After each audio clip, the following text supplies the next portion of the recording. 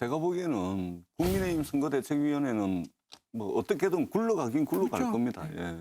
그럼에도 불구하고 이번 이제 국민의힘의 이 자리 다툼 싸움을 보면서 좀 실망스러운 건 있죠. 예를 들면 많은 국민들이 이준석 30대 당대표를 향한 바램 뭐 이런 것들이 좀 있었을 겁니다. 여의도 정치를 좀 바꿔달라 이런 이제 열망들이 분명히 있었거든요. 그리고 그것이 이제 이준석 대표를 30대 당대표로 만들었던 것이고, 그리고 윤석열 후보도 이제 이준석 대표를 향해서 100년에 한 번 나올까 말까 한 30대 당대표 이렇게 이제 축켜 세우긴 했는데, 이 국민의힘 최근에 자리 다툼을 보니까 30대 당대표가 100년에 2번만 나왔다가는 나라 절단낼 것 같아 이런 이제 생각이 들 정도로 이준석 대표에 대해서 굉장히 실망한 측면들이 있습니다. 정치권 인사들이 했던 구태를 더 극적 형태로 반복하고 있는 겁니다. 티격태격 싸우다가 숨어버립니다.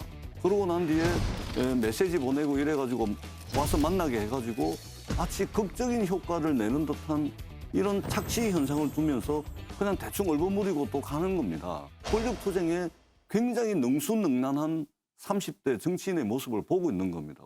이번에 이거를 보면서 저는 아쉬움이 진하게 남는다. 예로부터 몇 가지 사례가 있었는데요. 그 도망간 사람을 이제 후보가 쫓아가잖아요. 그럼 반드시 도망간 사람이 망했어요. 그 예전에 YS가 이제 박태준 의원을 포항까지 갔었는데 박태준 의원이 굉장히 매몰차게 돼 있었죠. 가까이 있는 노무현 후보가 정몽준 후보 쫓아갔었죠. 근데 문도 안 열어줬잖아요. 그러니까 뭐 결과는 다 아시는 거고. 제가 보기에는 그런 일이 몇 번 있었지만 다 끝은 도망간 사람이 좋지 않았어요. 예. 원래 당대표를 그만두려면 자기 아파트로 가죠. 보통 정계에서 은퇴하는 사람들은요, 바로 아파트 가면은 그 진심이에요. 네. 그런데 어딘가 뭐 치과하겠다, 산에 갔다든가 절에 갔다든가 바다에 가면요, 왜 나를 안 불러주느냐 이런 거거든요. 그래서 제가 볼게에는 이번에 보니까 아파트로 안 갔더라고요. 그러니까 그거 뭐 뻔한 거죠. 그거 뭐 전혀 새로운 게 아니에요. 정말 구태의연한 거죠. 그것도 모르는 권선동 우리 총장은 노원구 사무실로 찾아가는 건 완전히 패착이네요. 그거는 이제 한 거죠, 일부러. 그걸 몰랐겠어요. 그거 쇼였다고 보세요? 그거 당연하죠. 그건 뭐 그런 아니, 거야. 뭐. 그러면 장제원 의원 사무실에 갔어요. 예.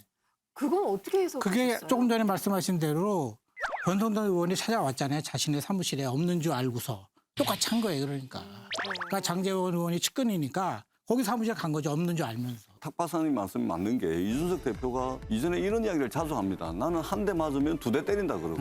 그냥 권성동 사무총장이 자기 없는 줄 뻔히 알면서 상계동 맞다, 사무실에 가니까 마찬가지로 그대로 돌려주는 거죠. 장제원 의원한테. 그러니까 과도하게 대립하고 투쟁하고 갈등해가지고 쟁취해야 되는 것으로서 정치 과정을 이해를 하고 있다. 그러니까 한 대 맞으면 나는 2대 때린다. 이런 이야기를 입버릇처럼 하고 댕기는 거예요. 그렇기 때문에 좀 그런 측면이 많은 국민들이 기대했던 측면에 비하면 상당히 좀 아쉬운 그렇죠. 부분이다. 이준석 대표가 그 지방에 다니면서 여러 가지 이야기를 많이 했는데 네. 그러나 마지막 순간에는 정권교체라는 대의에 스스럼 없이 동참하고 그동안에 좀 뭐 갈등 상황이 있었던 또는 뭐 만들었던 어쨌든 그 문제를 일거에 해결한 점은 저는 엄청나게 높게 평가합니다. 상당히 고맙게 생각하죠. 저는 이번에 이준석 대표가 이렇게 자맹하는 모습을 보면서 낡은 것 같으면서 새로운 것 같고 새로운 것 같으면서 낡은 것 같은데 도대체 이준석 대표가 왜 장제원 사무실, 의원 사무실로 갔냐? 여기가 비선실장이잖아요. 비선실장. 윤핵관인지는 솔직히 모르겠는데 비선실장실로 확 집어드는 거 아닙니까? 뻔히 없는 줄 알면서도. 그다음에 이제 제주도로 갔던 것도 내가 가만히 생각해 봤더니 얘가 원희룡 경쟁 후보 중에 지금 원희룡 후보만 열심히 돕고 있거든요, 사실은. 김기현 후보는 어제도 보겠지만 어깨동무도 하고 이럴 정도로 원내대표고 그러니까 실세 지역을 아주 교묘히 파고들었다는 점에서 윤석열 후보가 순천은 그런데요. 그냥 징검다리, 잠 숨고르기.